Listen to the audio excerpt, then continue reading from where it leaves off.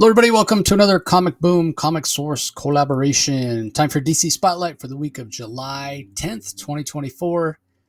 Coming to you again on a Tuesday because DC books come out on Wednesdays again. 16 sleeps until San Diego Comic-Con. Schedule starting to shape up. Going to have a lot of really interesting conversations for you guys. That coverage will all be over on the Comic Source podcast feed. Do a search, whatever podcast platform or podcast platform you like to use. Do a search for the Comic Source, subscribe. It'll also be, there'll be a lot of video interviews. It'll be on the Comic Source YouTube channel as well.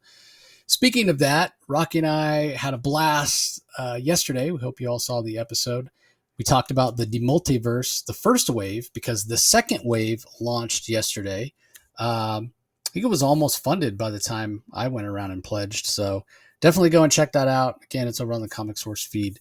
As far as this week's DC books, I thought they were okay.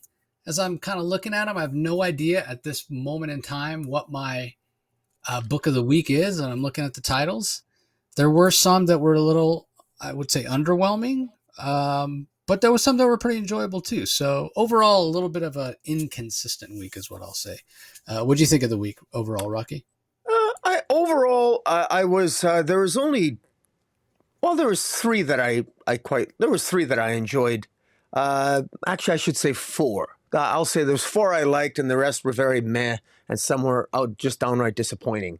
So, but I suppose maybe that's not uncommon nowadays. We do, after all, review pretty much every DC comic, so we can't always like them all. But there's a couple of disappointments that surprised me, and a couple that I wasn't expecting to enjoy as much as I did. So it'll be interesting to hear your thoughts as we get into it. Yeah, curious because, again, if you guys listened to our episode yesterday for the Multiverse, we gave our ranking of the 5 books that we read, and we didn't have a single book ranked the same, which I thought was really interesting because we enjoyed everything, but obviously we enjoyed them to different levels, so that was fascinating to me. Yeah. Anyway, let's kick it off with Batman and Robin number 11. Still being written by Joshua Williamson. Juan Ferreira is filling in on the art duties this week, and as is usually the case with Juan, he also handles his own color work. Steve Wands does the letters. We saw last issue Goliath. I don't know what he's not. He looks sort of like a giant bat, but he's like this bright red color. I never was quite sure what he was, but anyway, he showed up. He had a message for Damian Wayne that Bane was on Dinosaur Island. Obviously, Damian, was there when Bane killed Alfred. He's been carrying that trauma around, knowing Damian's formative years, his upbringing, in the League of Assassins by his mother. He wants the worst kind of revenge. Obviously, it's something his father doesn't want. So anyway, they head to Dinosaur Island in this issue. That's where this issue takes place. And at the beginning of the issue, Damian's like, Father, you didn't have to come with me. Of course, Batman, it's Bane. Really interesting. So the Juan Ferrer art, I'll say this. It's recognizable as Juan's art, but it's got a little bit of a different style, a little bit of a looser style at times than I'm used to seeing from Juan, but it's still just fantastic, just gorgeous. And a lot of times I have a feeling that the reason and I've talked to Juan about this, the reason I love his art so much and the reason it is so great is because he does do his own color. So even when he's doing his line work, it's with a mind to how he's going to color it later on. So there's tons of action here. We see that there's some Cobra cult followers or members or what have you that are on the island harvesting the dinosaurs to do some sort of experiments on them. They're injecting them with multiple things. Bane shows up and he's fighting them off, fighting the Cobra cult members, not necessarily because he wants to save the dinosaurs or cares about the dinosaurs, but just he now considers Dinosaur Island to be his island. How dare these people come and invade his domain? And so they're trying to stop Bane is trying to stop these guys. Hey, don't come to my island. Stay away. This is my domain, whatever. And so when Robin and Batman see this, they kind of hang back for a little while. They're trying to understand what's going on. And eventually Damian can't wait any longer. Like I was mentioning before, he's got this thirst for revenge.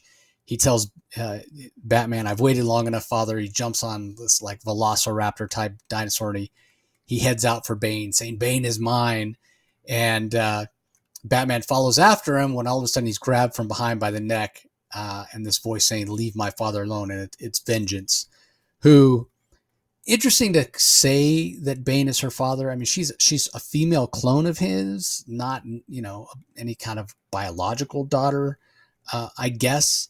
But interesting. I like her as a character. I actually think I like Vengeance as a character. I think she has more story potential than Bane, because one of the things that's interesting to me that I was thinking about when I read this, at one point Batman has this line about, Bane's more than just, muscle. He's, one of the most fearsome foes I've faced, or, kind of talks about his intelligence and, his ability to plan and all that kind of stuff.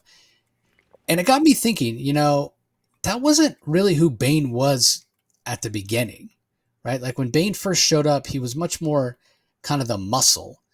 He didn't really feel like he was really intelligent. And I think that's something that Tom King, I remember having a conversation with Tom specifically, where he was talking about wanting to level Bane up and make him, feel more than just like the muscle, but actually kind of bring him up to a level where he's more equal to Batman with a brilliant tactical mind and what have you, which I find kind of interesting, right? Because we know Bane grew up in a prison. Like, how would he have learned tactics, but anyway, it is what it is. I do find it interesting. It has made Bane a little bit more interesting, but I don't know. To me, I see Bane, I think back to kind of the meathead roots of him. He's more about brute strength than anything else. So that's why I think Vengeance, to me, just because of the manner in which she was introduced, the way she was trained, would kind of lend itself to being more on the not just physical strength, but more on the analytical side, with more intelligence, smarter than her father. But I don't know, that might just be me. I might just be projecting. But anyway, I really enjoyed this issue. Action-packed. Can't wait to see what happens. At the end of the day, we know Bane's going to survive. Damian's going to survive. Batman's going to survive. But there is a tendency to overuse the Batman villains. And we did get a lot of Bane, obviously, in the Tom King run. We talk about how much the Joker's overused. We've had a ton of Penguin in recent years. There are other villains. I mean, at least we got Failsafe from Chip Zdarsky. But man, I feel like the Bat villains get used. The same ones just get used over and over. I wouldn't mind a little more variety. But at the same time, that might be because there's 80 gajillion Bat books. So they can't all use the same villain at the same time. But, if you have, seriously, no exaggeration, 15 Bat books a month, that's 15 villains. When do you ever give any of the classic villains a break? We're always going to see Two-Face. We're always going to see Joker. We're always going to see Bane. So it just kind of is what it is with Batman being overexposed the way he is. But that being said, like I mentioned, I did really enjoy this issue. So what were your thoughts on it, Rocky? I really enjoyed the fact that they're on Dinosaur Island. I love seeing Nobody again. I love seeing Goliath again. I think it was during the DCU era, the DCU era, that was the Robin had his series, and that's when Goliath was introduced, and then Nobody came along, and I really enjoyed that. And I don't exactly know why Bane is suddenly on Dinosaur Island. I think that's a little bit wonky continuity-wise, but I'm going to let that go because I actually had a lot of fun this issue. I like the fact that Damian has to come to terms with the fact that he did kind of suffer a traumatic event. He's got a form of, probably we could call it PTSD. He still has a horrible memory of Bane snapping Alfred's neck in just a horrible storyline, quite frankly. I don't think anyone liked it. And I mean, I think even Tom King was surprised, or maybe that they kept Alfred dead after that. I thought it was, I was surprised that Alfred's remained dead, but it is what it is. Regardless, it's a lot of fun. And now they're there. What the hell is Bane doing on the island? Vengeance doing on the island? They're protecting the dinosaurs, the Cobra cult. I mean, Williamson here, William? Yeah, it's Williamson. He's having a lot of fun. Ferreira, his art really does pop off the page. I love seeing Goliath, the one double page spread with Goliath flying alongside the bat plane. Looks pretty cool. It's a lot of fun. And I don't know, one thing that Williamson has, one of the strengths of this Batman and Robin series, while it maybe has been a little bit up and down and hit and miss in some places, I have enjoyed, and you and I have enjoyed for the most part, the relationship angle between Bruce and Damian. And frankly, having Damian come to terms now and face Bane, to have him have some kind of redemption or some type of confrontation regarding the death of Alfred, that's something that hasn't really been dealt with definitively, and it ought to. And so I'm really curious to see what Williamson does with it. It's what's really odd is Bane goes out of his way not to kill in this issue. Bane is protecting dinosaurs, and Damian's got to be pissed. Even I'm thinking to myself, look, what the hell, Bane? There are times where Bane is intentionally not killing some members of the Cobra cult. He's protecting dinosaurs. This is the same guy that snapped Alfred's neck, who was an innocent victim. So obviously Bane has been, you and I could say he's been inconsistently written. Obviously Bane was a different, his mind, he was in a different place during City of Bane. And if we keep the justification for that in continuity as opposed to just blaming the writers, it's going to be interesting to hear what Bane's justification is for what he did to Alfred, or how bad he feels about it, if he feels bad at all, particularly in the context now of his so-called daughter, which, as you said, isn't really his daughter. But since Bane doesn't have a family, vengeance is probably the closest thing to a family member Bane's ever going to get. So there's a lot of character potential here. If there's one criticism of Williamson in this matter, is that while he'll touch upon and hint at some pretty interesting character developments, sometimes he doesn't always follow through. But for the most part, I'm going to give him the benefit of the doubt. I really enjoyed this issue. It's probably one of my highlights of the first 11 issues. This is Batman and Robin issue 11.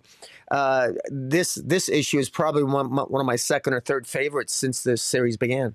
So not bad. Yeah, I agree with you. But again, like 11 issues in, and we get the best issue of the series. Like, is that as it should be? As it should be? I don't know. Kind of interesting to think about in those kind of terms, I guess. Anyway, let's move on. Up next, we have Batman 89 Echoes #3, written by Sam Hamm. Joe Quinones is the artist. Leonardo Ito on colors. Carlos M. Mangwal on colors. This is a book that's been plagued by delays, unfortunately.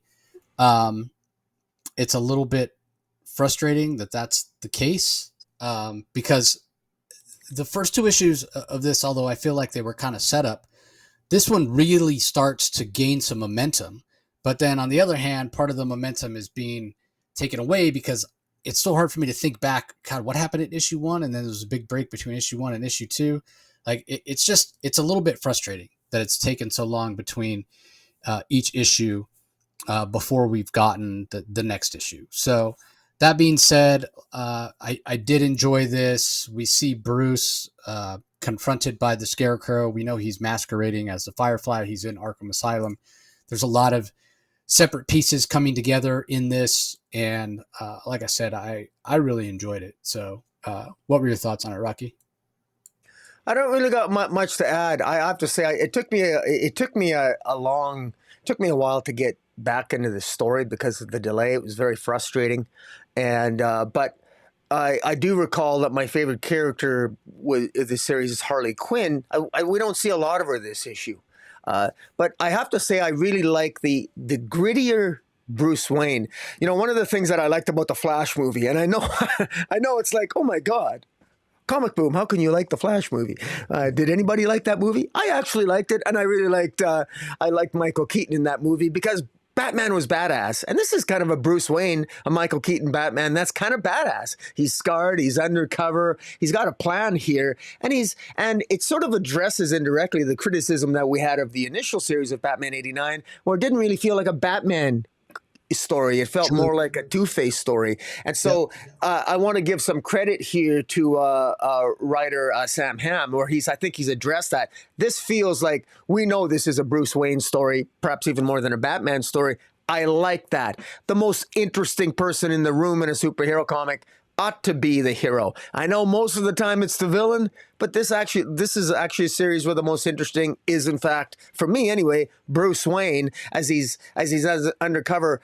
And what exactly is he hoping to show? What exactly is he hoping to prove? I'm not sure yet, but I really like how Hamm has introduced all these characters again, especially Harley Quinn in the background, in a way that I find much more enjoyable in this third issue. And like I said, it's coming together now, the plot threads with what's going on with Bruce Wayne and and even hinted at the role of this version of Harleen Quinzel and the Dr. Crane, and even this Tim Drake, this version of Tim Drake, which is Robin.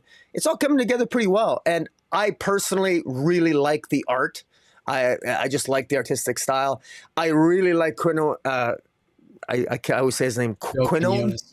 Quinones. Yeah, I love the way that he draws a really sexy Harley Quinn, which unfortunately he didn't got to draw much of her this issue. But no, this is a great series. The delay, unfortunately, I'm sure people have forgotten about this. Quite frankly, especially everyone's thinking about DC and Absolute Power. But these are the types of issues where normally when I think of delay, I think of Jeff Johns. But when Jeff Johns is gone, now I guess we're just going to have to think of Batman Echoes. I mean, I hope this isn't a habit because, I mean, I think there's at least 3 more issues left in this series. Yeah. And I hope it ends or 2 more, but I hope it ends in a timely manner and we're not waiting too long for that. Because this is actually a decent story. You know, if you could just read all 3 side by side, this is actually a good story. It's better than the first series. I like it better already. And I'm not the first one to think that because the first series came under a lot of criticism for not being more Batman-centric. Yeah, and the thing is, Sam Hamm, he was a screenwriter for the Michael, the first 2 Batman movies that Michael Keaton starred in. So you're right about the Quinones art. He does a fantastic job of, making it look like Michael Keaton, but still making it look like a comic book. The first issue came out in November. The last week in November. And then in the middle of March, we got issue 2. So 3 months in between. And now 3 more months and we get issue 3. Issue 4 is solicited for August and issue 5 is solicited for September. But, if they slip, this is going to take over a year for this to come out. And the problem is there hasn't been enough forward momentum yet in order for this to really start to come together. But the way I like to think of these stories, and I agree that the first volume, the first Batman 89 was too focused on Two-Face, not enough Batman.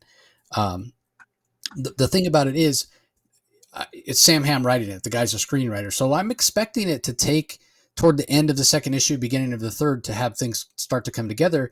If you think about, dividing a movie up into, 5 equal parts, that's about the time, right? Like you're not quite halfway and that's when things are going to start to make sense. So make the pacing here make sense. The problem is, if you pace it that way, you got to have it come out on time. Otherwise, it doesn't matter how you pace the comic because the release pace is completely off. So, yeah, hopefully the rest of it comes out on time. I think it'll probably read pretty well altogether as one story. And as far as the Flash movie goes, the CGI looked awful to me. And I'm not a fan of Ezra Miller as the Flash. But I did enjoy it, and my actual favorite part of it was Michael Keaton as Batman. I never really enjoyed the Michael Keaton Batman. He was pretty far down the list for me when I would rank, my favorite actors as Batman. But after seeing that Flash movie, he jumped all the way up to number 2 on my list, and he was down at like number 5. The only guy that I think is a better Batman is, I actually love Ben Affleck as Batman. I think he does a fantastic job. Unfortunately, he had Zack Snyder stuff to work with, I think, much like Henry Cavill. Henry Cavill, I think, is a fantastic Superman, but he just didn't have any good material to work with. I feel like Ben Affleck had better material to work with, but not as good as it could have been. So anyway, neither here nor there. Let's move on. We're still in kind of the all-star age of action comics, if you will. So it doesn't seem like the Action Comics title is going to tie in with Absolute Power because we're getting this standalone story by Gail Simone with pencils by Eddie Barrows. He's got Danny Mickey inking him, which is interesting. That's not his normal inker, and he doesn't have his normal colorist either. Rex Locus is handling the colors. Letters are by Dave Sharp.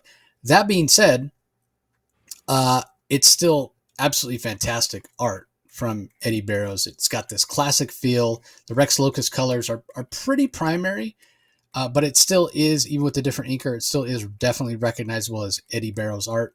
The story from Gail Simone, it's fun. It feels classic Superman-like, but it also feels a little bit derivative. These aliens show up on Earth. They want to take over the Earth. Superman has to fight the aliens champion because he's the champion for Earth. and then hijinks ensue and lots of action and what have you. So again, it's not the most interesting or more so original story, I guess I should say, from Gail Simone, but it's fun. Gail is a great writer. She usually injects some humor, and she's great at scripting action as well, and all that is here. I know one of the things that always bugs Rocky is when there's some big world-ending threat that shows up, alien invasion, whatever, and Superman has to take it off, on his own, and Rocky's always like, "Where's the rest of the Justice League? Why don't they come and help out?" We actually have the rest of the Justice League showing up here and get an explanation for why they're unable to help. So all in all, I thought it was really fun. It was really fantastic. I like that we're getting sort of this standalone Superman story from Gail Simone that feels very inherently like a DC story. I think she very much understands what that aesthetic should be. I like that we're getting that in Action Comics because the Absolute Power story that's going on is so heavy and so dark. It's nice to be able to have a little break from that rather than having every single issue, every single title tie into Absolute Power. I mean, I know there's something to be said for that. Like, think back to, the granddaddy of them all, the event that started events, Crisis on Infinite Earths, and it was, line wide or whatever. But at the same time, it's like, give me a chance to read something else that's different. It's not, remind me why I like DC as opposed to reminding me why I hate Amanda Waller. So anyway, I really enjoyed this first issue. If you guys are watching us on YouTube, Rocky's got one of the variant covers that is showing up behind me, and man, is it gorgeous. It looks so good. I think it's by Ramon Villalobos. And yeah, that's the cover that I pre-ordered because, man, as everybody knows, I love me some Lois Lane. So there's a backup story as well, but we'll give Rocky a chance to talk about the main story first. What are your thoughts? Well, first of all, kudos and hello to Gail Simone. I'm a big Gail Simone fan, and it's nice to see her back at DC Comics, even if it is for just a brief period of time. Who knows? Maybe we'll see her more going into October in the absolute DCU. But in any event, Eddie Barrows' art on top of it. I mean, this is fantastic. I love this. And even though the story it's a little bit tropey, it's also very fun. And I like the fact that Superman himself is even having fun with the aliens. I mean, these aliens really have no idea. I mean, these aliens come down and it looks like basically we have the protector aliens and the slave aliens to the protectors, and the slaves need help because they want to be rescued from their protectors, and they have these games that they play, and then Superman of course challenges them and accepts the challenge. And there's a scene where I thought it was kind of hilarious, where Superman in an attempt to be intimidating actually eats one of the guns of the aliens. I mean, this is a Superman at the beginning of his career that one of the things I like what Gail Simone has done, at least in my mind. First of all, I love the black background on the Superman S. And that is something that I think that's going back to that's she really got that from Grant Morrison's first year. He really explored that. The idea that more reminiscent of the 1938 Superman, like to harken back to the golden age of how he looked. And he was conceptually, he was more of a man of the people, at the time. And he's more like the ultimate superhuman and a strong man. And that's how he comes across here. And that's how Eddie Barrows actually draws him, is that almost like an exaggerated, like he's a bodybuilder poser in some of the scenes. And I think that's very intentional and deliberate. And for me, it works. And it actually reinforced the conception, the central conceit of the story, that this is Superman in year one, where Superman he even talks a little bit more intimidating. He talks a little bit more bravado. And I thought it worked really well. And I also really liked that he could also choose two. He needed to choose three champions. And of course, he's thinking Wonder Woman and Batman, but it ends up, they're making the choice for him. And it ends up being Lois Lane and Perry as the triple, so to speak. Jimmy and Lois. And I thought that was comical. So I thought Gail Simone did a good job of staying true to the character and also giving us some humor and some fun. And really, as you said, it's sort of a nice, it's entertaining. And if you happen to be someone who just wants a good old straightforward Superman tale that's entertaining and without necessarily diving into absolute power and getting wrapped up in a big event, this is definitely something that is for everyone. So yeah, I enjoyed it. It was fun.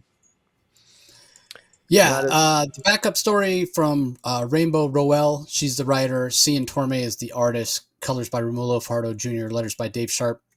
Very much has to do with Lois and the fact that she's taken over. In Love, and it's Lois and Clark in Love at Work. That's what it's called.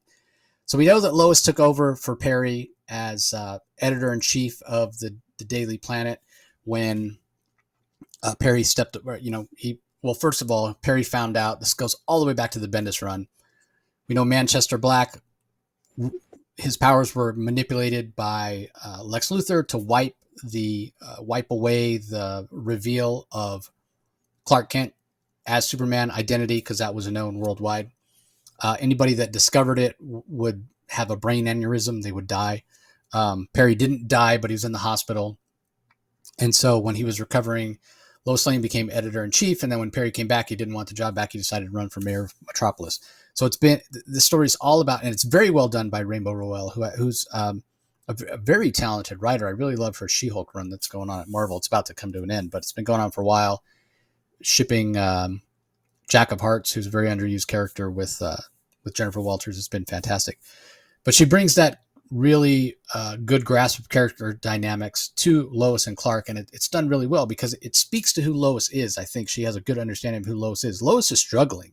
She's not used to telling people what to do. She's not used to putting other people in danger. She's used to being the one out there disobeying or thinking she knows better than Perry and out there to get the story and putting herself in harm's way rather than sitting behind a desk, moving the pieces around. That's just not her thing.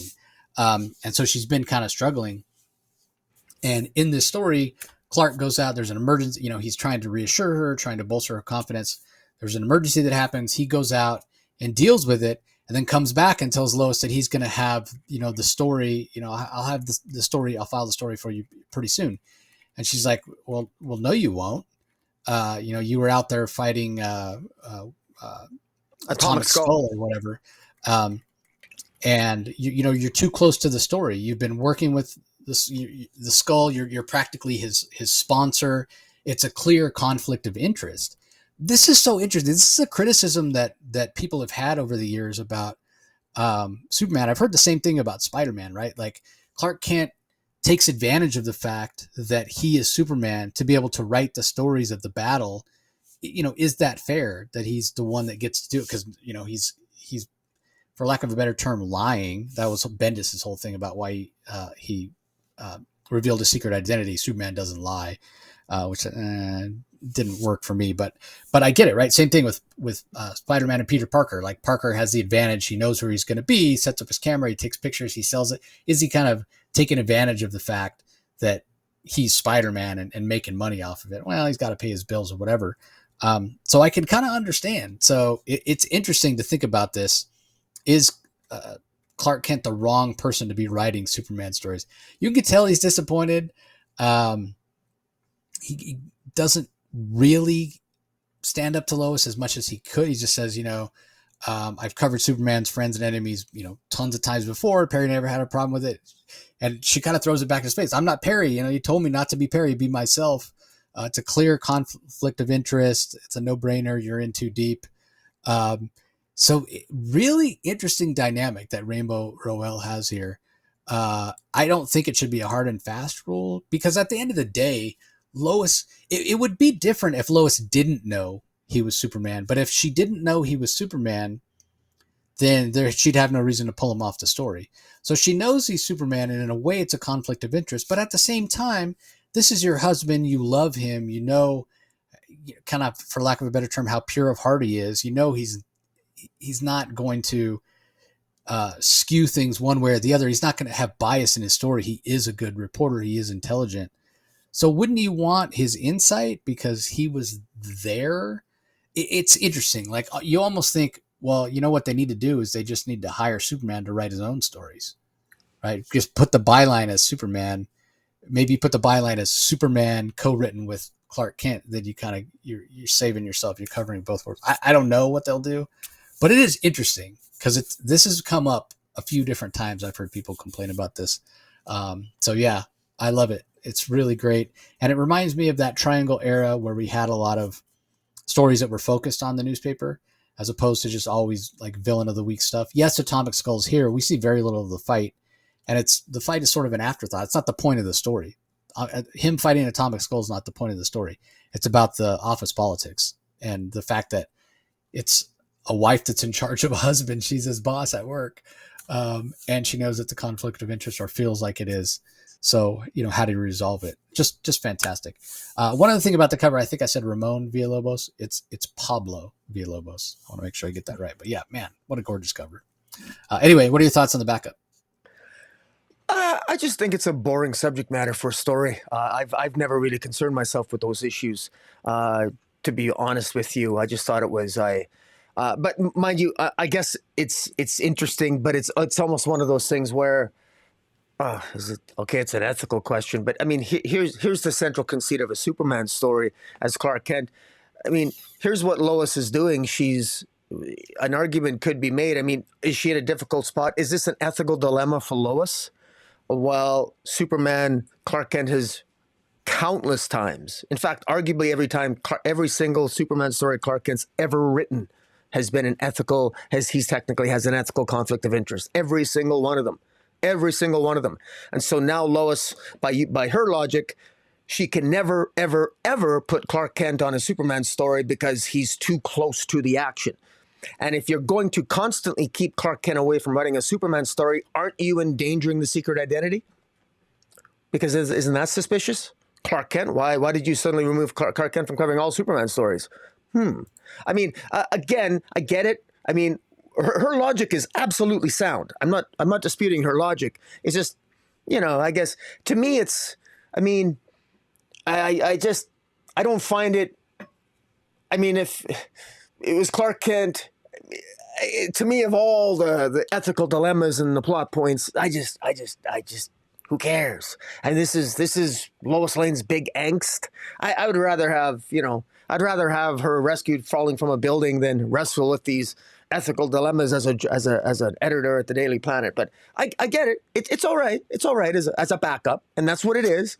It never resonated with me as much as you do, because at the end of the day, I just don't care about the answer to the question one way or the other, because we all know that moving forward, Clark Kent is not going to stop writing Superman stories, and if for no other reason that at some point Perry White's going to lose the election to become mayor and end up as the editor of the Daily Planet again anyway. But that's me I'm being a little bit, maybe a little bit of a jerk, but I just don't find I don't find the ethical dilemma as being particularly fascinating to be a central point of a comic story. I want more, I don't know. It's just, to me, it's like she's angsting over something that no one is ever going to discover. I mean, if anybody's mastered the art of writing a story, after capturing a villain, it's Superman. Superman Clark Kent. Lois went years not having a clue that Superman was Clark Kent, and Clark Kent was, could she tell by Clark Kent's writing that, oh boy, he's so close to this story, Clark Kent must be Superman? Please, come on, Lois, you know better. I'm going to push back a little bit here. First of all, you said, it's not what I want, a Superman story. It does say Lois and Clark. This is not meant to be a Superman story. This is meant to be a Lois and Clark story. Superman is a plot. So it's out of continuity, or I don't know. Maybe it's out of continuity. I don't know. Yeah, I don't know if it's out of continuity. But the point I'm making is it is a Lois and Clark story, not a Superman story. Also, in terms of her saying it's an ethical dilemma, she didn't say every time he's never going to write a story. It's specifically because it's Atomic Skull, and Superman has been working so closely with Atomic Skull to have him on the side of angels rather than being a supervillain. So I think that's the part of it that's the ethical dilemma. It's not him writing a Superman story necessarily, but specifically with the Atomic Skull, because if this is a guy that you're, close to, can you be objective when you're writing the story? Or are you going to, blur the lines a little bit and make him more sympathetic or what have you? Right. So I kind of see the point, but I get your point also. if he's never writing any Superman stories, would that, I don't know, that would necessarily be suspicious, but it would be weird. People would start asking questions, and questions you don't really want them to ask. So Yeah. I don't know. I just think it's interesting, the whole dynamic between wife and husband, and boss and employee, and what have you. So that being said, I didn't enjoy it as much as the main story. I would just say too, I would just be, if I was Lois, I'd be careful to have that same ethical logic being used against you if she ever just becomes a reporter again, because how many times has she ever done a Lex Luthor story? And she knows a lot about Lex Luthor. I mean, where do you draw the line? It's not the same. But she isn't Lex Luthor. It's a little bit different. But for that matter, is it fair? How many profiles has she done on Superman? And she's got the inside track on that as well, because she knows who he is. So anyway, let's move on. We have Outsiders issue number 9 up next. We know there's 2 issues left of this. It's supposed to be 12 initially. They reduced it to 11, but 11 is double sized. So I think they just wanted it to end with the timing that's going on with some other books that are supposed to be coming out. We'll talk about later. But anyway, this is issue 11. Jackson Lansing and Colin Kelly on the script. Robert Carey on art, Valentina Tadeo on colors, Tom Napolitano on letters. Not really much to say about this issue. There is some action. Again, it's tying in with a lot of what came before with Authority and what have you. It's basically the Outsiders fighting the Lords of Order as they're trying to establish order in the DCU, while the Outsiders find themselves on, I guess by default, on the side of chaos. But it's pretty interesting. It's a little bit revelatory, I think, for Luke Fox. He kind of has his eyes open and realizes, I'm going to sort of fight for freedom. If that means things need to be a little more chaotic, then that's just the way that it is. I think if you'd asked him, at the beginning of this run, hey, would you ever fight for the Lords of Order or the Lords of Chaos if you had to pick a side, he probably would have said the Lords of Order. I think his eyes have been open a little bit. Order, too much order, that's like fascism, right? That's like too many rules, no freedom. And that's not something that he necessarily wants. So interesting ideas in the Outsiders. It's been a little bit inconsistent. It's been a little bit up and down.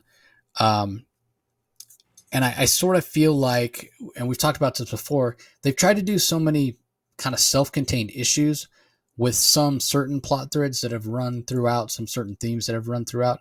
But because they've been doing these one and done issues, I think that has contributed to this really up and down feel where some of the stories they've told have worked better than others. So ultimately, I don't really see how they answer all the questions that have been raised in only 2 more issues and give us a satisfying conclusion, but I guess we'll have to wait and see.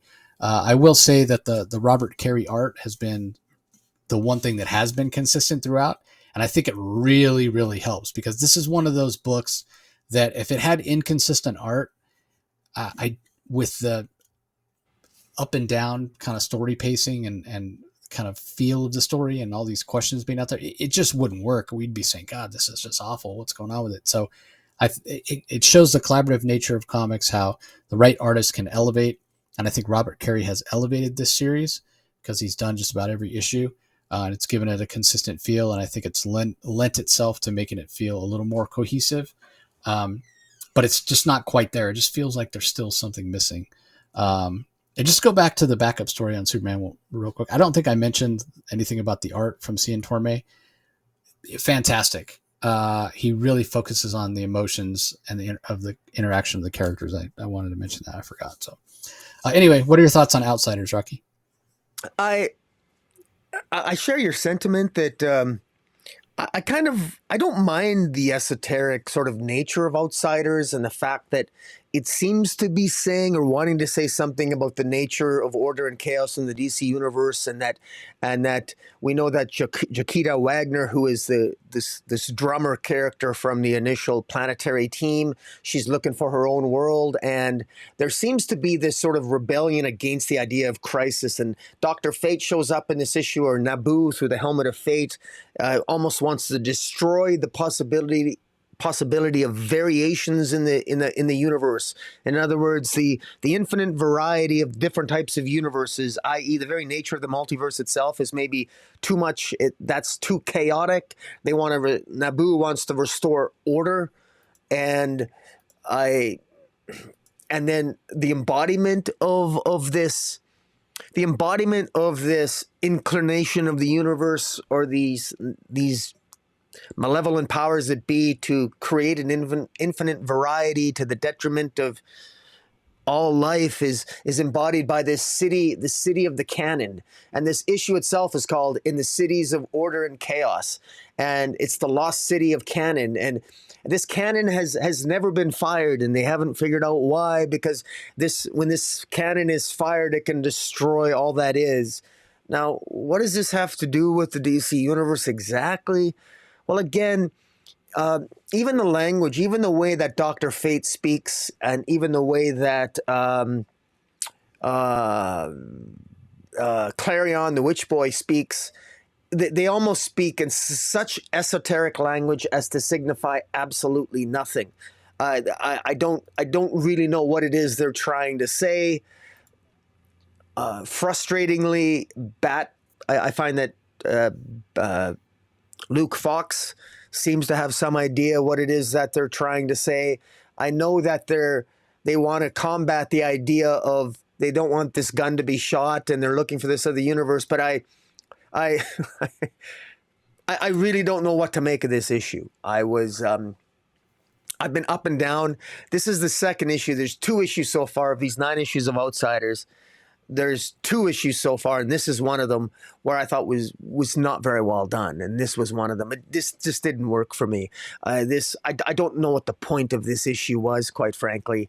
I don't. It was not necessary. Last issue we had the drummer acquire a gun that Jenny Hex had that could, once you fire it, everybody you kill with the gun becomes a ghost, and they continue to come back to haunt you, and you can kill them, but they keep coming back. And that shows up at the end here. And the moral of this story, of this particular issue, is that there's no such thing as a good guy with a gun. Okay. And it shows Chiquita Wagner going back and finding the gun again. Again, I'm a sucker for a good metaphor, as I've said before. I guess I just missed it in this particular issue. And I really wish, I don't know really what the point of the Outsiders series is, but I was really kind of hoping that 9 issues in that this had some connection, however tenuous, to maybe what lies ahead in the absolute DC universe with some degree of clarity. But I don't think that's the case at all. And which leads me to raise the question again, what is the point of this series? I say that with great respect because I've really enjoyed some of these issues. I have, because they've been out there, and I don't mind being challenged. But this one was a miss for me, and unfortunately, it's definitely I didn't quite get what it was trying to tell me this week, because it's hard to take some of these issues at face value because they're always talking in esoteric multiversal riddles. But so it's a miss for me this week. Yeah, I mean, again, I think it goes back to them, trying to do these one and done stories. I think if they just taken a different story structure, it might have been a little more successful. Like take the 2 best ideas, right? Like whatever they were, the 2 best issues, and turn each of those issues into an arc. Which a lot of times we complain, storytelling is too decompressed, but the problem is this is too compressed a lot of times. Like the one where they're in that, nightclub with they're not vampires, but whatever, the magical people or whatever, that issue could have been a whole arc. And then you have time to kind of explore the mysteries and I hate to use the word spoon fed, but I don't have any context for the Authority. So, it makes it a lot, or Stormwatch for that matter. So it makes it a lot harder for me to understand what's going on, especially like you said, this whole idea is multiversal and all kinds of stuff. But no, I don't think this is going to tie into the Absolute DC. We'll talk a little bit about Absolute DC at the end, everybody. Some rumors have been swirling. The more I hear about it, the more it sounds like I'm really going to dislike it. But yeah, we'll talk about that at the end. All right, up next we have from the DC Vault, Death in the Family, Robin Lives #1. From the aforementioned J.M. DeMatteis, Rick Leonardi is the artist, Rico Renzi on colors, Taylor Esposito on letters. Rick Leonardi is an absolute legend in the industry. That being said, this art feels messy to me. I'm used to very tight lines from Rick, and that is not this. I don't know if it's because he's working with a new inker or what. The storytelling is still very strong from panel to panel, as I would expect from Rick Leonardi. But yeah, the art just felt a little unfinished, is the best way I can put it, which was really strange. Like, again, I'm used to really tight art from Rick Leonardi, and that's not what we got here. So I think it still works. The story is fun. Here's the thing: like J.M. DeMatteis has been doing some sort of flashback, I'll call them, stories for Marvel. You know, he went back and did a story that was set around the time of the Clone Saga. Then he went back and did one that was set around the time of Kraven's Last Hunt. Here he is going back and exploring that era of Batman where Robin lived. So for those not familiar, Jason Todd, there was a 900 number. Jason Todd was beaten by the Joker. There was a 900 number you could call. Fans called in, and then based on the number of calls for he lives, he dies, he died, and they went on that way. But there were pages that were drawn in case it went the other way, because you got to have that art drawn ahead of time. You got to be ready to print either book because you don't have that much time to prepare. So eventually they released that as kind of a standalone anniversary edition or what have you. Hey, this is what it would have looked like. This is what that issue of Batman, I think it was issue 429, would have looked like had the vote gone the other way. And the vote was very close. It was like less, I think it was 5 or 15, something like that, between living and dying, which is crazy to think about, that it was that close. But that was so well received that DC's now decided, well, what if we continue give fans a story, a 4-issue story from J.M. DeMatteis and Rick Leonardi that explores that plot thread, that timeline, if you will, that's, that splintered off. In this timeline, he died. In the main timeline or whatever, in this timeline, he lived. So what we see in the story, and again, JM does a fantastic job of making it feel like that era. I love that era of Batman. I feel Batman didn't feel overpowered and power crept like he is now. It felt a little bit more, for lack of a better term, innocent, a little more simple stories. And JM does a great job of capturing that. And that's hard to do because it's not anything you can really put your finger on. But I mean, even things as simple as the costume, it looks more gray and blue as opposed to black and gray, or just plain black as it looks now. But JM, he just does a great job of capturing that aesthetic, which it's nostalgia, right? And I love it. That being said, reading this first issue reminded me of why people voted to have Jason Todd killed. The guy was a whiner back then. He's so much better as Red Hood, but he was such a whiner back then. And I don't get me wrong, he's whining a lot in this issue. He sort of has a valid excuse to whine. He almost got beaten to death by the Joker, so you can kind of understand why he would be a whiner. That wasn't always the case when he complained about things constantly. But it brings me back to that era of Batman. It reminds me of how disliked Jason Todd was because he was always complaining about stuff. This it is what it is. As much as I'm a fan of J.M. DeMatteis, as much as I enjoyed the story, I do sort of wish that DC hadn't done this. It feels unnecessary, for lack of a better term. We were just talking before about how they've got a gazillion Batman titles.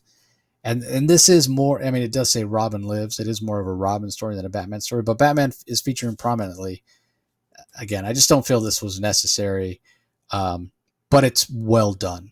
It's technically a very well done comic. So other than, like I said, that art, it just felt a little unfinished. But anyway, what were your thoughts on this, Rocky?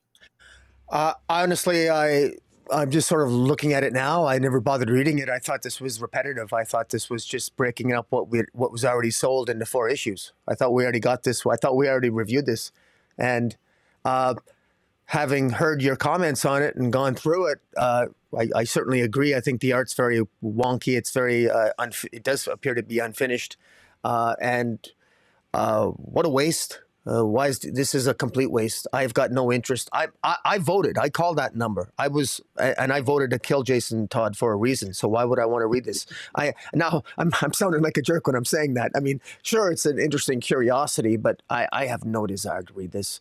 And I had no idea that this was something I'm stunned that DC would do this. I mean, boy, are they getting desperate. This isn't a good sign that they put this out, in my mind, that this was just, I've got no interest in this whatsoever. The best thing that ever happened to Jason Todd was him getting killed.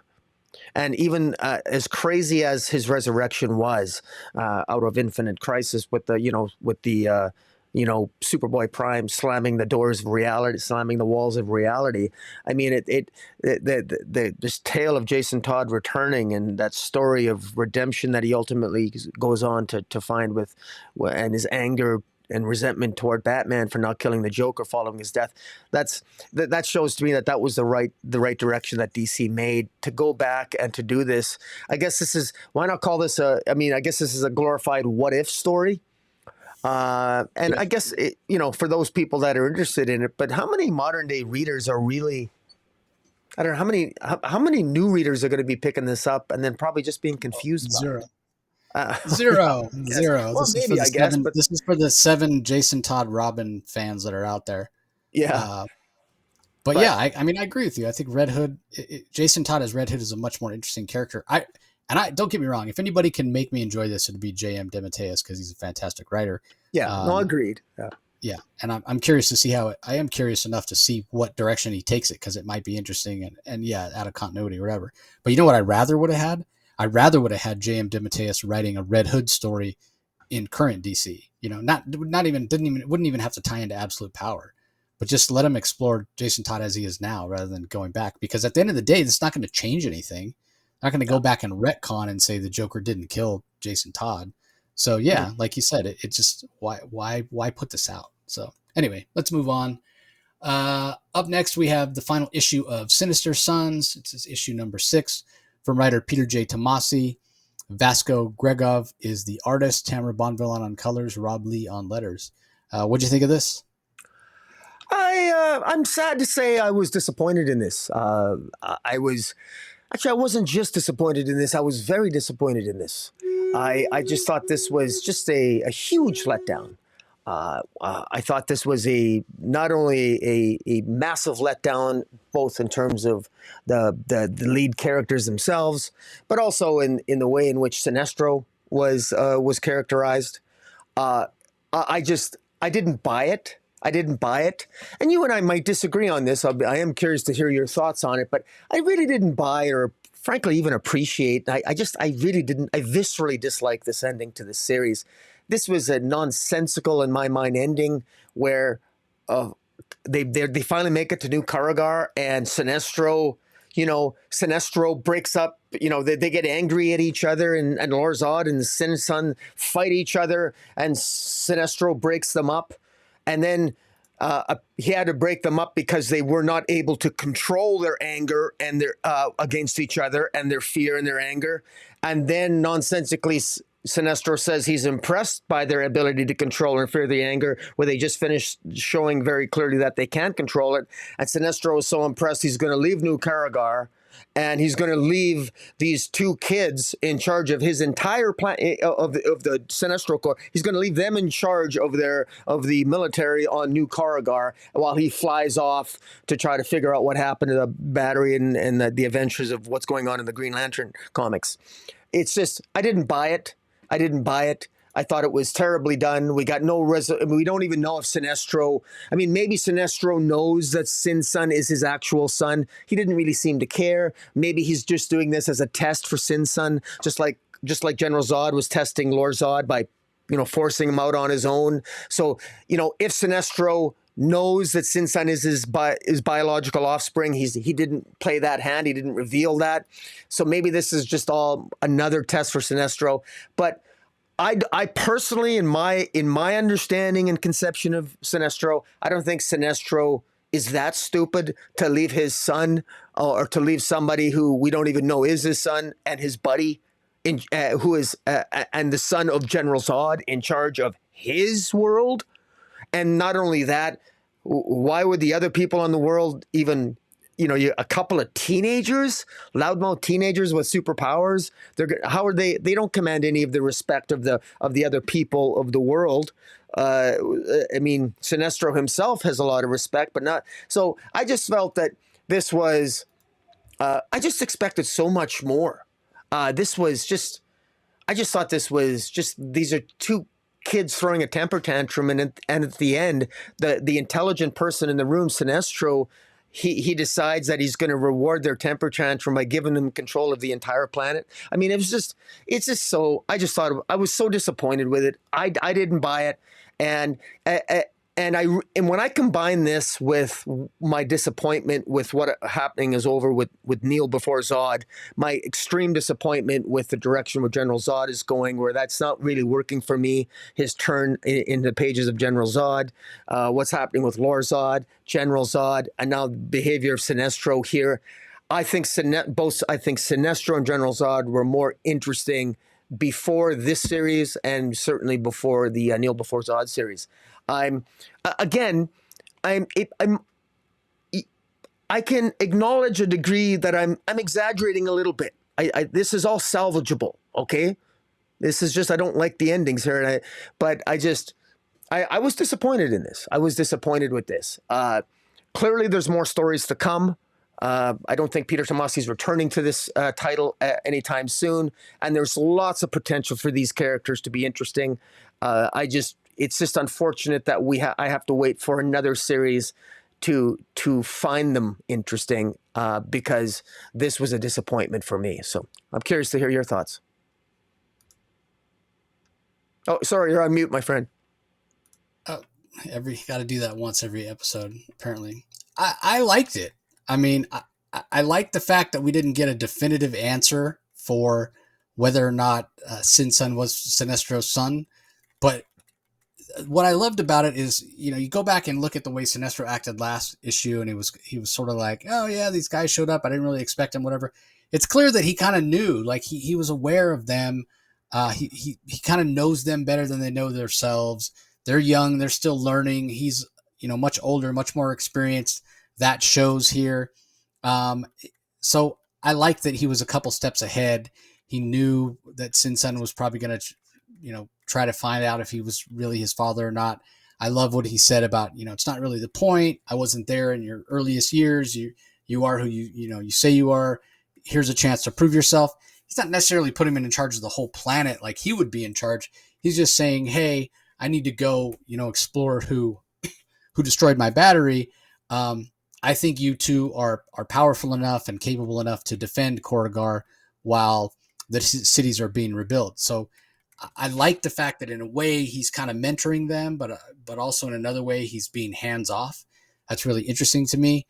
And then as far as them, the anger thing that you said didn't make sense. I thought he was saying, I wanted to see if you were capable of channeling it, right? Like capable of tapping into the, the anger, the Red Lantern force, if you will, rage as it were. Not that they can necessarily control it, but can they access it? They were both able to access it, even if they weren't necessarily able to control it. I mean, it's the first time they're ever accessing it, different powers than they were, have ever been used to using or what have you. And again, they're inexperienced. So it makes sense that they, wouldn't necessarily be able to control it. But I 100% believe that Sinestro will teach them. Is Sinestro going to stay at Red Lantern? I kind of like the idea of Sinestro as a Red Lantern more than a Yellow Lantern. I mean, I get it. Like if you think back before Jeff Johns created the emotional spectrum, it was always yellow energy, and the Green Lantern had that impurity and weakness to yellow. It made sense for him to be yellow, but the whole idea of yellow is fear and parallax or whatever, it never really lined up to me with Sinestro. To me, Sinestro, I get that he wants people to fear him, but he's also inherently angry. So I kind of like the idea of him as a Red Lantern, and I would love the idea of him taking Sin Sun under his wing and kind of training him how to be a lantern, how to wield a power ring.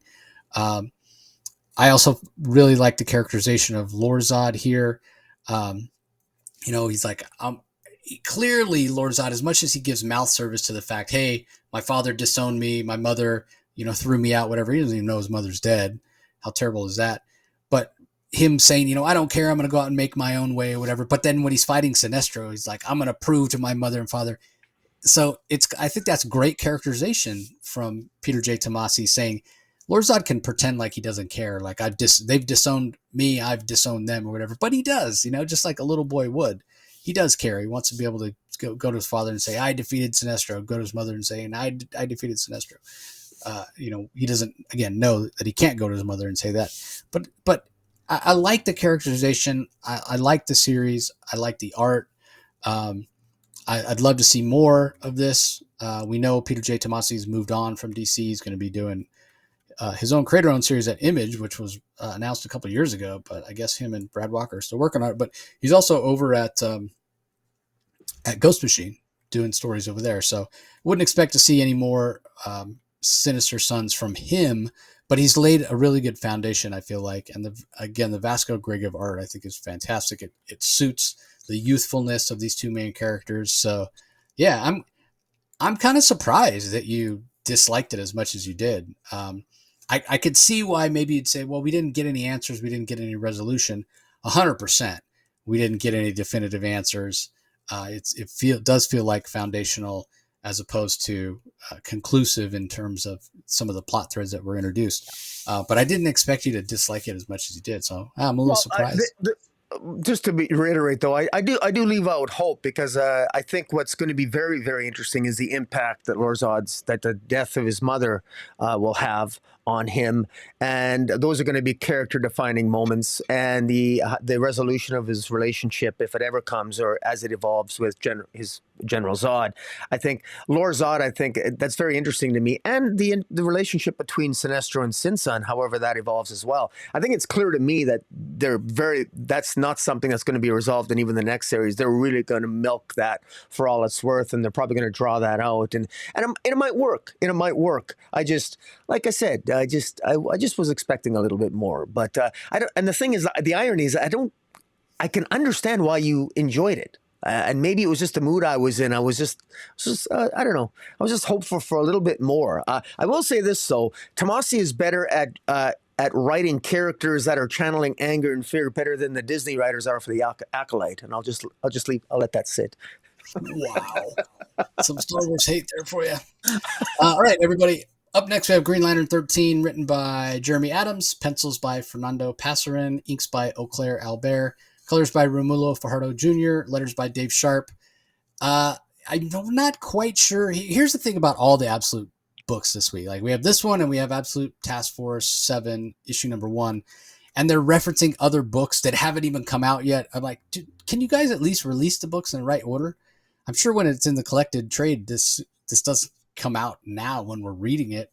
But so frustrating, because last we saw Hal Jordan was getting rescued by Carol Ferris and brought back to Earth. And now this one starts off and he's been captured by Amanda Waller, doesn't have his power ring, he's being tortured. King Shark's working him over, and Amanda Waller's being Amanda Waller, big giant POS. While Jessica Cruz is back on Oa, they're still trying to find a way to overthrow Theranos, and Kyle Rayner's still out of it. But I do really enjoy when we see Kyle for the first time. It's a full-page spread. And we know he's had, in the past, he's been the White Lantern. He's had access to all the different emotional spectrums. It's clear he still has that ability, but it seems like maybe he's overwhelmed by it because it's such a rainbow of colors that we see there, which is just fascinating to me. And again, incredible art in the issue. This did really seem like we were checking in on various people, though. Once you get past that initial Hal Jordan kind of scene in the beginning, again, we jump to Jessica Cruz. Hey, let's check in on what's going on in Oa. Then we check in with the aforementioned Sinestro. We know he's trying to figure out who destroyed his battery. He's channeling the red rage, and it, again, fantastic art. Then we check in on Earth with Alan Scott Green Lantern, who's fighting against the different Amazo robots, along with the Heroes of Earth, trying to stop Amanda Waller, the whole idea of the Absolute Power Run. Then we check in with Nathan Allen Broom, who was the fiance that was left at the altar by Carol Ferris when she became a Star Sapphire and flew off to save Hal Jordan. And really interesting, as he's there crying, he's looking at the ring that he proposed with, it's smoking in some way, and then it looks like he turns into a lantern himself. And it just says the word sorrow, and he's holding this dead rose as the petals fall off it. Sorrow is an emotion. It's one of the emotions that doesn't actually exist in the current spectrum, but he looks gray. We know there's no gray lanterns. Could Jeremy Adams be introducing a new color to the emotional spectrum? I mean, he looks very sad. He's crying. It's an interesting symbol on his chest. He's got this shroud on him. Yeah, it's super, super interesting. And then we check in on Theranos. We get an idea of what he's up to and how he wants to control the spectrum. And going back to the idea of sort of similar, like why he could be a Lord of Order, right? Like he wants to put his stamp on the universe and in his words, right all the wrongs, but doing so in such a way that, like I was saying before, he's a fascist, right? He wants to control everybody and nobody will have any free will or independence or freedom.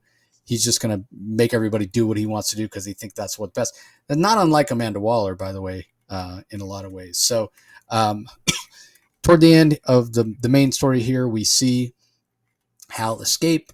And we see that Amanda has weaponry from somewhere that she's preparing to, I guess, subdue the heroes for the final time. Will Hal be able to recover his ring and stop them? I guess we'll have to wait and see because it says next heist. We're going to get a heist story in the next issue. Just loved it. Jeremy Adams can, touching on all these different characters. I want him writing all these characters, not just shoehorning them in for a page or two here or there in Green Lantern. I really wish he had more of a say overall in the DCU. Like, don't get me wrong, I'm excited to see what Mark Waid is going to do. Again, we'll talk about what we know are the rumors of the absolute corner of the DCU and what the main corner may entail and who might show run either of those.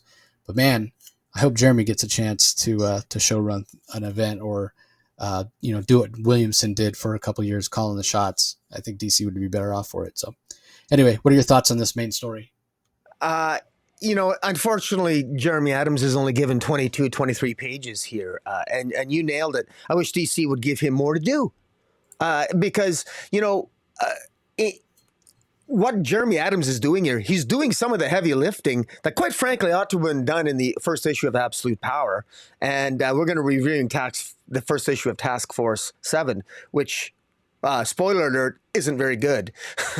And this here, I mean, as you said, this shows what the stakes are. We get Sinestro, we get Kyle Rayner, we get potentially a new Sorrow-based Lantern.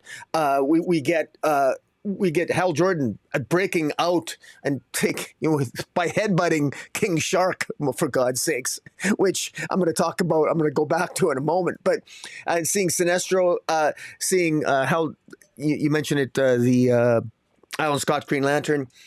So there's not a heck of a lot that happens per se in this main story. And the backup is just more of the origin of Lord Thoros of the United Planets, which I thought was really well done. The art by Fernando Pasarin is just absolutely amazing. Now, I will say, Amanda Waller showing up and Hal Jordan being, she knows that very clearly. Hal Jordan must be getting his power. His ring must be powered by something.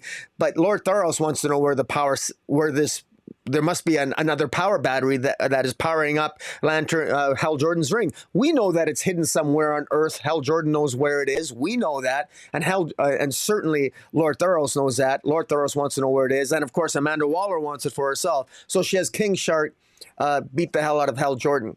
Now this is where, and this is a minor nitpick. First of all, I loved how Hal Jordan is shown to be a badass here. I never really thought of Hal Jordan to be this much of a badass. I mean, he's really talking cocky, even amidst while he's being essentially tortured. The way that Jeremy Adams scripts Hal Jordan escaping the energy chains that bind him, I thought was a little bit wonky. The fact that all he had to do was endure the pain and just pull really hard, and he'd be able to pull out. And then when he pulled out, he headbutted King Shark. If you'd have told me that Hal Jordan could headbutt and knock out King Shark, I'd have told you were delusional. I said, come on. King Shark, I mean, I find that very hard to believe, but but I guess I'll buy it. That's where sharks are most sensitive. They say if you're being attacked by a shark, that's where you should hit them, kind of in that snout area. Oh, really? Okay. Yeah.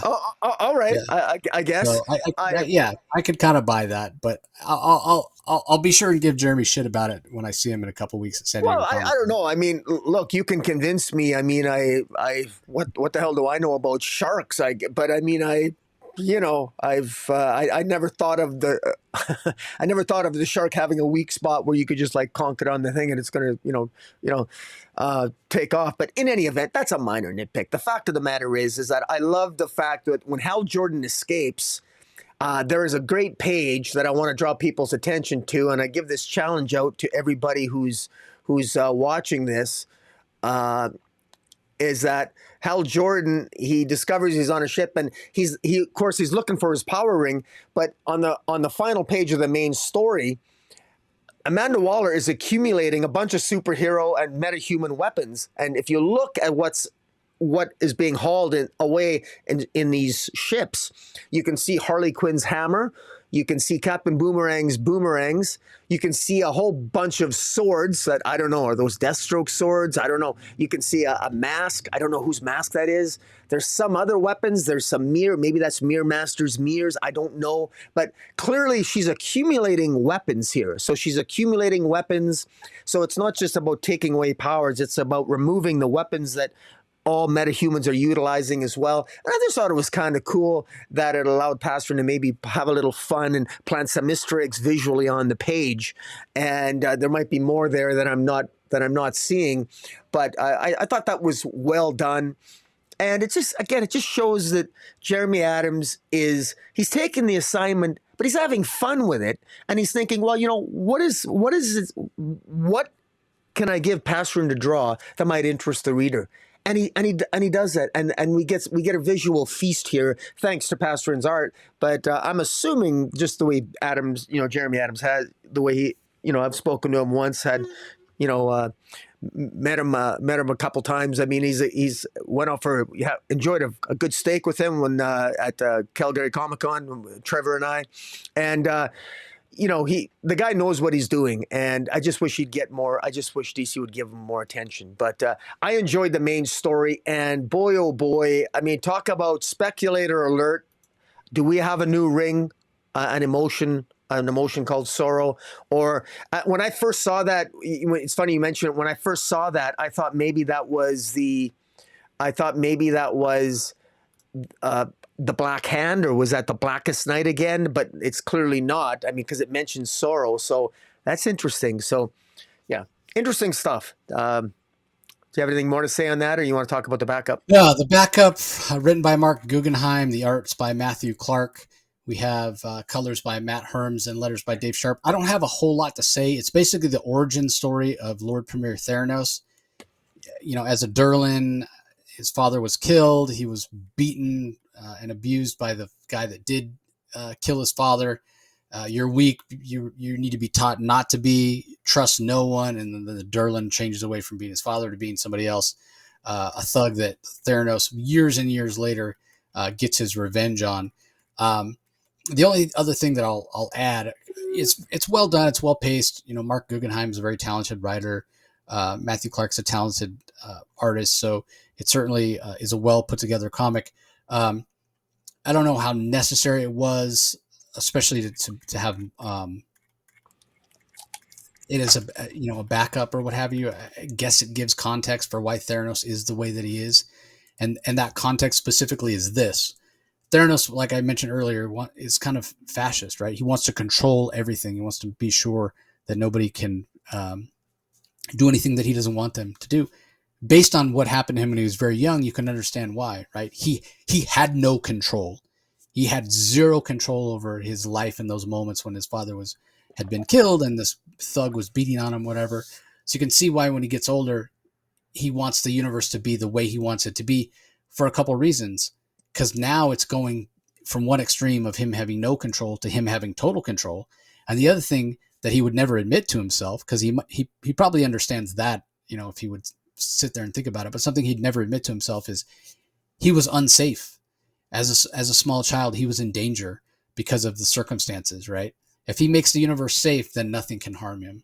At the end of the day, what drives Theranos? It's fear.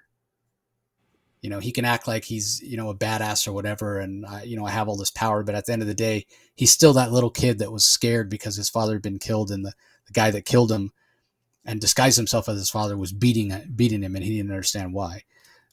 So very well done from Mark Guggenheim. I don't know. I obviously I don't know. I haven't talked to Mark about this story, specifically. It seems to be there. Maybe I'm reading into it, but it wouldn't surprise me if Guggenheim is specifically planting that and it's coming through. So what are your thoughts on it? I agree. Mark Guggenheim did a fantastic job. What a surprise. Lord Theros was, had a terrible upbringing, was bullied and was terrified and was psychologically abused. And he's grown up to be the abuser. He's the victim who's become the victimizer. It's such a tragic story, and while that may sound tropey, every story is different. And Mark Guggenheim has managed to make this believable as a backup, and it works because it does explain a lot about Lord Theros. It explains and it explains even the nature of Lord Theros's cruelty. He's very efficient. He's very methodical about what he did with his finding his bully and the way he punished him at the end. I mean, basically giving him the option either suicide or a fate worse than death. I mean, you see that. I mean, this is the most terrifying that we've actually seen Lord Theros was in this backup than we've seen him so far. He's been an a-hole up to this point, no question. But up until now, I've just thought of Lord Theros as basically someone who's maybe just typical power-hungry, Stalin-like character. No, now we're getting into the psychology of it. Okay, now this guy, there's a reason why he's like he is, and he's one of, you could understand now why he likely genuinely believes he's doing good by doing the wrong. He might be consciously aware of the evil that he's doing, but he's justifying it because he's bringing that measure of control and safety to the universe that he never had when he was young. And it's pretty good. And it's interesting. You can probably draw parallels between him and Amanda Waller. We haven't yet.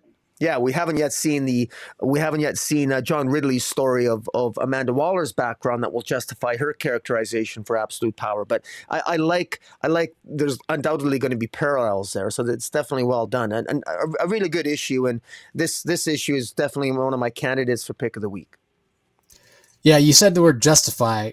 I don't think we understand it. I don't think it's justified, because here's the thing, right? Like, if you're a writer, you're trying to make the villain more sympathetic and you want us to care about them and understand why they do what they do. I completely understand why Theranos is the way he is. It doesn't make him any less despicable. Doesn't make me hate him any less. And a fitting punishment for him and for Amanda Waller would be to kind of lock them away somewhere together for all time. And they can just try to manipulate each other and leave the rest of the world alone.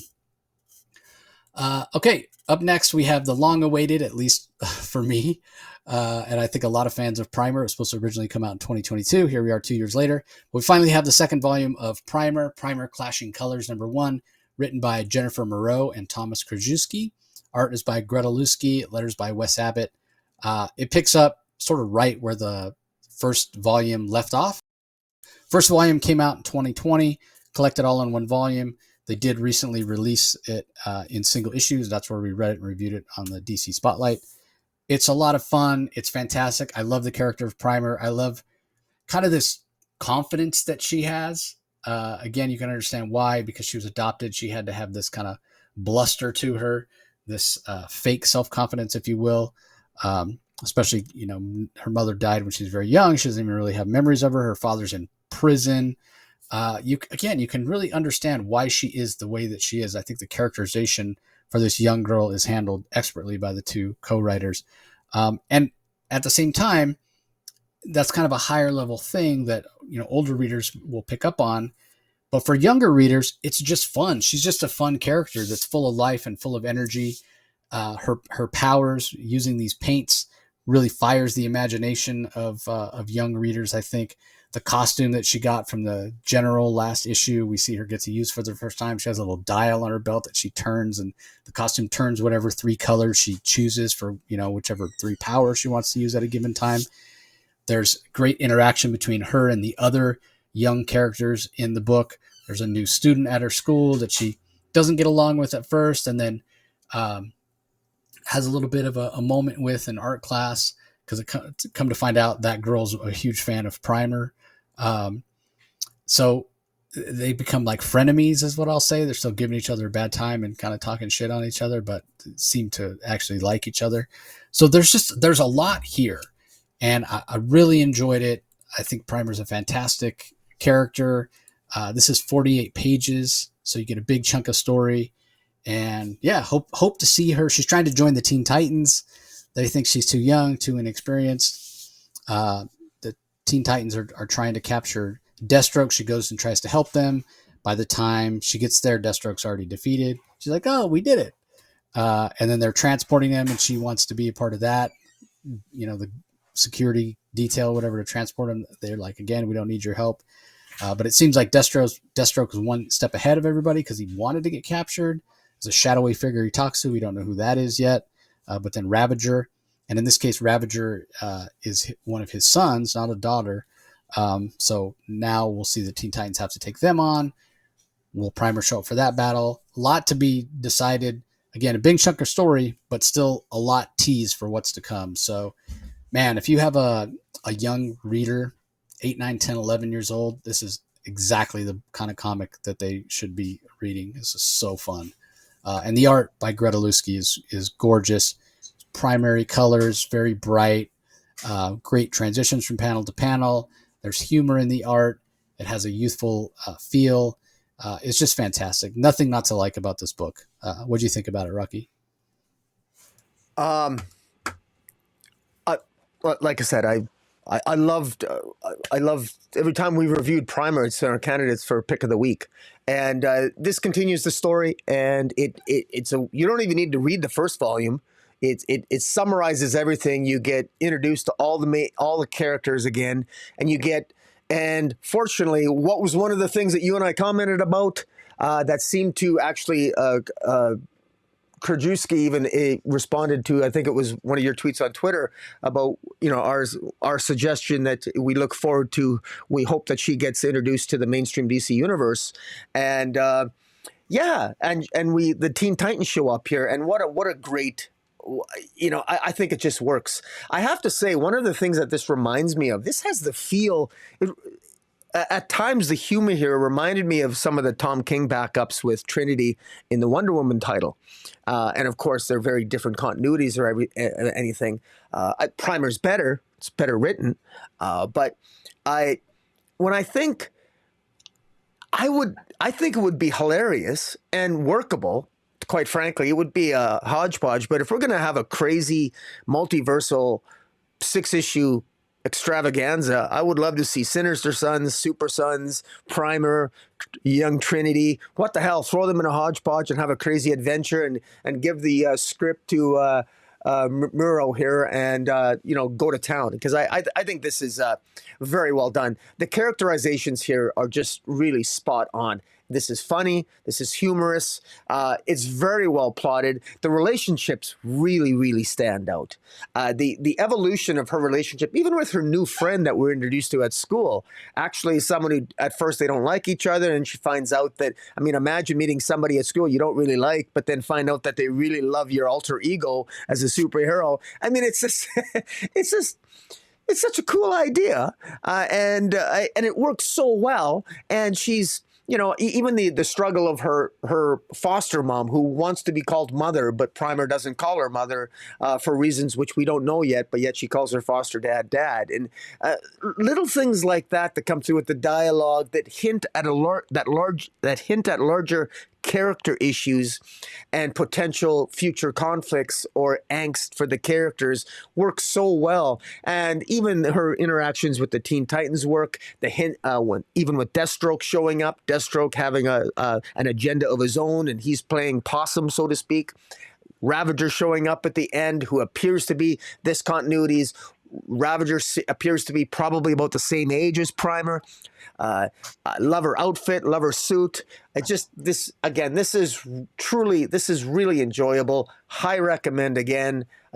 Once again, surprise, surprise, a candidate for pick of the week. Very, very well done. All right, let's move on. Last book we're going to talk about is Absolute Power Task Force 7, number 1, written by Leah Williams. The art is by Caitlin Yarsky. We've got Alex Guermes on colors and Dave Sharp on letters. So I want to be clear. The art is very well done. Caitlin Yarsky is a very talented artist. However, that being said, the wrong artist for this, the wrong artist for an Absolute Power book. Absolute Power, I talked about it before. It's a very heavy event. It's a very serious event. It's a very somber event. Her art is not that. Her art is very youthful and happy and, soft lines. And it just doesn't suit what the tone of Absolute Power has been so far. Yeah. It's hard to really take this seriously just because of the aesthetic of the art. Does it move the story forward? Yes, it moves the Absolute Power story forward. Does it move it forward in a way that makes sense? Well, yeah, sort of, except like I mentioned before with the Green Lantern tie-in, there's so many references here. Like there's a reference to something that happens in Wonder Woman 11.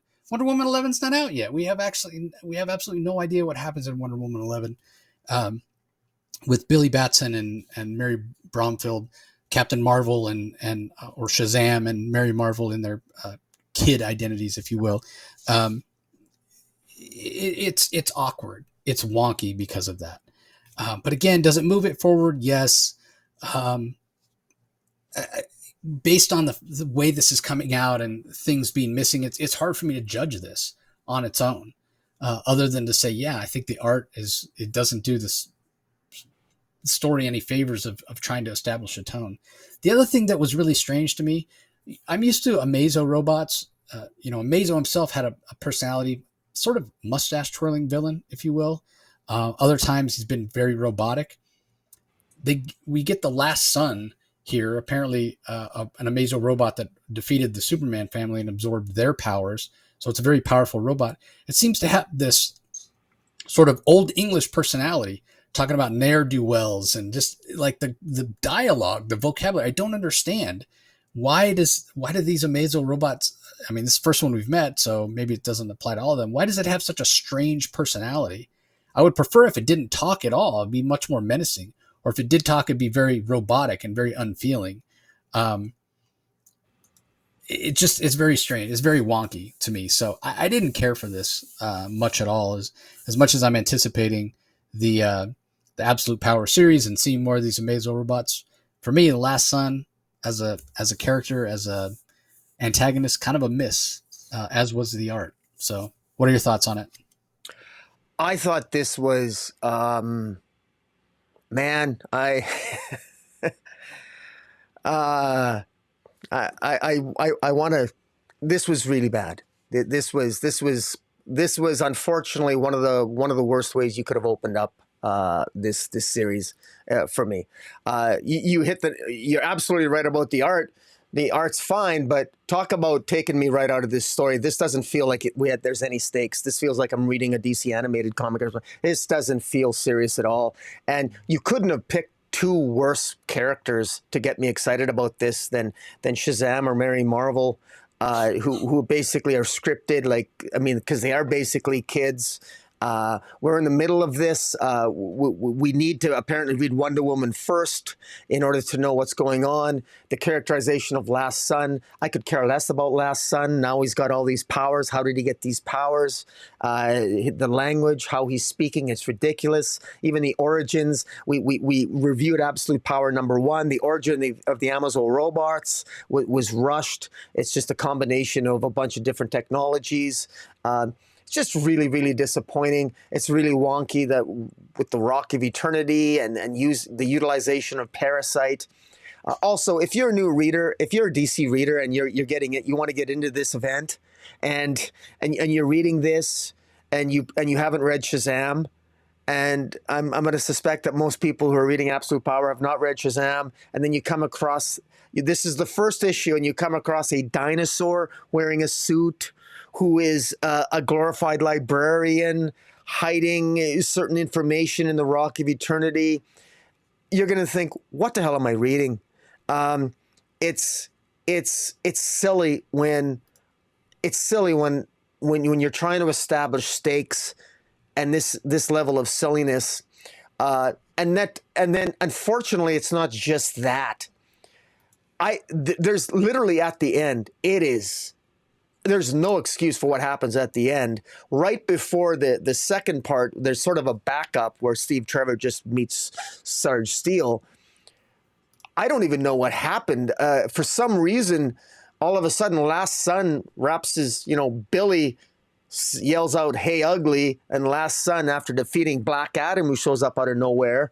And we're not even sure how he defeats Black Adam because none of this is really explained. We're just supposed to accept it because this is the Last Son robot.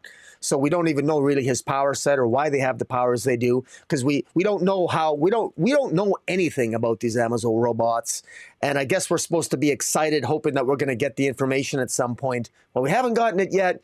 And then after I don't even know the sequence of events. Billy and Mary, the Last Son attacks Billy, and then Billy yells Shazam, but I guess that allows the Last Son to absorb his powers. And then Mary decides to kick over a bunch of library books. And then we don't even see her get captured. That's it. The last thing we see is Billy getting captured. And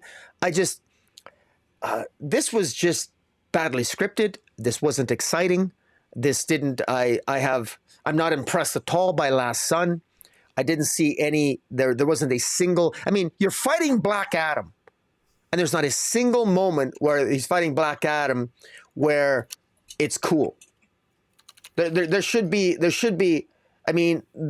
at some point, you're fighting Black Adam, for God's sakes. Black Adam is not going to go down without doing some serious damage. But I guess Last Son is so powerful that he just really makes a mockery out of Black Adam. And visually, it's not impressive at all. And I'm sorry, but my standards are higher than they normally would be, because this is a big event. So this was just a really big disappointment. And how many people reading this? We're in for the long haul here, but this was a significant misstart to this. And this is supposed to be what brings people on board. I don't think this is going to do it. Because people like me, you got to, unless you're like you and I, where we're going to be continuing to read it, that's all well and good. But this just doesn't work. Now, to be honest, Stephanie Williams, who is the writer on this, I've never been particularly impressed by her writing through the Trial of the Amazons. There's all kinds of issues of pacing and of structure and of poorly conceived battle sequences, and really see that. It's Leah Williams, not Leah Stephanie Williams. Okay, So Stephanie. Okay. No Trial of the Amazons for Leah Williams. Okay. Well, still, apparently the same school. Leah Williams, this is just plain. I was expecting more. This is really disappointing. I can't emphasize that enough. But that's my rant's over. All right, let's move on then. Rant over. All right, everybody. When it comes to collections this week, we've got Batman and Robin Adventures Omnibus hardcover, which collects just a ton of the Batman and Robin adventures that were collected in comics. Can I just say, well, we didn't review Batman Gotham by Gaslight. Oh, how did I skip that? The Kryptonian Age. Yeah, you skipped it. Okay, well, since I'm doing this, let me go ahead and just finish up with the collections. Batman and Robin Adventures, which collects all of that. We also have The Flash Volume 1, which collects the first 6 issues of the Flash run by Cy Spurrier. Read at your own risk, I guess. And then Justice League versus Godzilla versus Kong hardcover, which we really enjoyed from Brian Buccellato. So, okay, go ahead. Give us your thoughts on Gotham by Gaslight. Sorry. So this can, I love the universe that is being set up here. This is the second issue, and writer Andy Diggle does a really good job here of continuing to build the mythology surrounding the Kryptonian age in the Gotham by Gaslight Elseworlds universe. And here we get introduced to more heroes, more characters, or iterations of the characters we know and love in this world. We get that we were exposed to the diary of Professor Adam Strange as he explores Antarctica and discovers the ruins of an ancient Kryptonian city, or what looks like to be an ancient Kryptonian city, ruins of the Kryptonian age. We also get Batman confronting Talia, and a great battle sequence there. They sort of fight to a stalemate, but Batman is wounded, and Talia vows that the next time they meet, she's going to be more prepared. Clearly, Talia and the League of Assassins are looking for relics of the Kryptonian age. It's revealed that Batman and as Bruce Wayne is and his wife Julia they're discovering that more and more archaeologists around the world are discovering relics of the Kryptonian age, and these relics began to glow right after something called the Carrington event, that took place in 1860, that we know from the first issue was when Superman landed on the planet Earth and was discovered by a Western Jonathan and Martha Kent. We also meet John Constantine, who is hung by Britain only to be rescued at the last minute. His death is faked so he can be an agent of the Queen Victoria in order to continue to explore and investigate this Kryptonian age. So there's a lot going on here, and then it ends with this version of Wonder Woman showing up to rescue Professor Strange and his minions in the Arctic at the end of this issue. Again, issue is very much set up. I thought it was very well done. I thought the art by Fernandez was excellent. And I thought set the mood just great. Dave Stewart on the colors set the mood, and the ambience just wonderful. I love this, and another one of my candidates for pick of the week. So what do you think? Yeah, I enjoyed it a lot more than the first issue. Andy Diggle, writer, Leandro Fernandez, artist, Dave Stewart on colors, as you mentioned, Simon Bullen doing the letters. What's interesting, though, is them to choose to tie this in to Gotham by Gaslight, because this feels like so much bigger, right? Like Gotham by Gaslight, it is a classic, first ever Elseworlds tale, Mike Mignola art, written by Brian Augustyn. And this is the same Batman, but this world is so much bigger, bringing in Superman, bringing in Wonder Woman, bringing in these pieces of kryptonite, these relics that are starting to glow and what have you. It's clear that these creators have a much bigger story in mind, really expanding the world. And I can see the potential, just based on the foundation that Diggle and Fernandez are laying here, for a lot more stories in this world, in this corner of the DC multiverse. So we'll see how it all plays out. The first issue, again, it was so separate from what I remember from Gotham by Gaslight that it kind of threw me. But now I'm kind of just putting Gotham by Gaslight, its own thing. It's out there, whatever. That was the introduction to this Batman. But now we're getting a story that's so much bigger and really exploring the world. The DC universe as it was in this part of the multiverse in the 1880s. And it's really fantastic. So we'll see how it all plays out. So we already gave you the collections this week. We'll move on to book of the week. I'm gonna make it short and sweet. I almost picked Primer. I'm going with Green Lantern. Love the characterization of Hal Jordan. Loved all the little vignettes of the other characters. Loved the art. Loved the Theranos origin. I thought it was a perfect book this week, so that's my pick.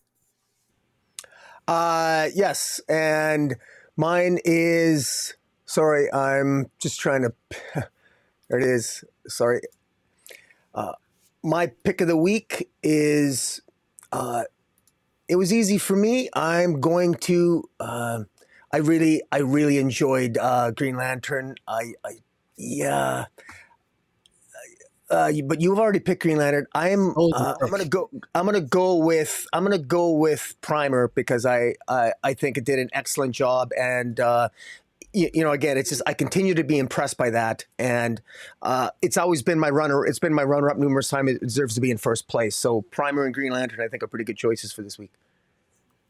Yeah, and just real quickly, in 2 minutes, I'm gonna talk about the rumors of the DC Absolute Universe that's supposed to be coming. It's being showrun by Scott Snyder. We've talked before. Scott has basically intimated that he's going to give the creators a lot of freedom. So Batman, Superman, Wonder Woman, but they're the underdogs. They're in a world where things are very, very bad, not unlike the world of absolute power. So does it spin out of that? I guess we'll see. Nick Dragotta is the artist on Batman. We know that for sure. There's going to be a Batman Ash Can given away at San Diego Comic-Con. Dragotta's style is very anime influenced. And from what I've seen of the art, I like the design of Batman overall. I like this idea that the characters are sort of underdogs. What I don't like is this idea of them being in a very dark world, much more like the world of today was how I heard it described, like the world outside our window. Man, I read comics to get away from all the BS out there in the world. So I'm not excited if it's this really dystopian kind of thing or it's really dark, because that's so antithetical to what DC is. But we're going to have to wait and see. I'll know a lot more after a few weeks. After San Diego Comic-Con takes place, I'm sure a bunch of news will come out from there. So any thoughts to add quickly, Rocky? No, I will say that there's a lot of rumors on Absolute DC. You mentioned what's been sort of more or less confirmed. I'm hopeful. There's a lot of names that I was, wouldn't necessarily have been my first choices, but you never know. Sometimes let's all keep our fingers crossed and be pleasantly surprised by what we get. And I have faith in Snyder, and I'm looking forward. Something different. I want them to rock the boat a bit, and so their central conceit is that they're doing something different. Well, I'm going to hold them to that. I want something different, and because I know what the mainstream DCU is, and while I enjoy it, I want them to rock the boat a bit. I really do, and I hope they do. What I'm worried about, the mainstream DCU is complicated because as many times they try to reboot and simplify things, it never works, and then you just end up making it infinitely more complicated. The reason that the original Ultimate line succeeded at Marvel is they simplified things. It does not sound like DC simplifying things. It sounds like they're bringing that same level of complication. That's where my worry comes in. So we'll have to wait and see, everybody. So don't forget, if you're listening to the audio only feed, head over to YouTube, subscribe to Rocky's channel so you can see our smiling faces and this gorgeous art. Comic Space Boom ! Is what you need to search for. Once you're there, you know what to do. Subscribe, ring the notification bell so you don't miss out on any content. Also, be sure to leave comments. Let us know your thoughts on the books this week as well. If you want to check out the Comic Source on YouTube, again, just search for the Comic Source. That's where all the interviews, all the reviews, everything I do on the Comic Source is. We also have over 2,000 past episodes audio only. Again, like I said before at the beginning of the podcast, you can go to whatever your favorite podcasting platform or podcasting app is. Do a search for the Comic Source and subscribe. Go back and listen to all that stuff. So again, J.M. Matteis, Kickstarter's live. We're going to have him on in a couple weeks to talk about it. We had a fantastic interview with Matt Kent last week. A lot of creator-owned Kickstarter campaign, that sort of stuff, interviews that are coming up this week. I'm so busy leading up to Comic-Con, and I'll be super busy at Comic-Con, of course. So be sure to follow Comic Source on social media so you'll see all the interviews, all the pictures, all the crazy times that are San Diego Comic-Con. So once again, we want to thank everybody for joining us as always, and we will talk to you next time. Catch you later.